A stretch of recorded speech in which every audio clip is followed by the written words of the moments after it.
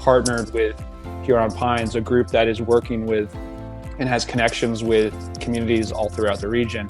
And so what we did is we analyzed this tool, this dashboard, as a way to potentially better understand how communities can move forward with addressing these really complicated issues, whether it's sea level rise, stormwater management, things that really hit to the heart of how the individual community functions.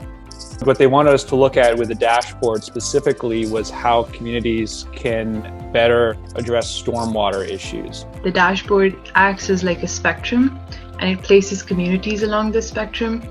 And one of the key findings that we had to look forward to was if the spectrum is accurate or not, if the community is placed on a specific scale that accurately depicts their current vibrancy or not. One of the issues with it in general is in trying to understand how a community perceives a particular water issue like stormwater, you are going to get very different responses and levels of knowledge from, let's say, a government official versus a local homeowner. Our key takeaway was that the tool has to be championed in the community.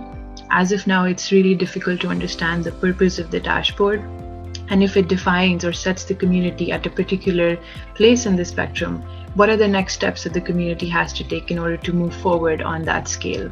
The dashboard itself will really only be effective because it's a tool, and a tool is really only effective if the community that it is intended to help understands and can interpret what the results actually mean. And so finding a champion is so important. We worked with Rogers City, and the mayor was loved by everyone. He's very enthusiastic and very positive thinking leader.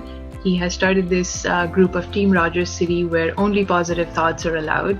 So somebody who really believes in change and is active in the community would be a perfect person. Personally, I don't think it doesn't have to be just a government leader. It can be somebody who's very locally championed in the community. But in this case, we found the best of both in one person, which was great.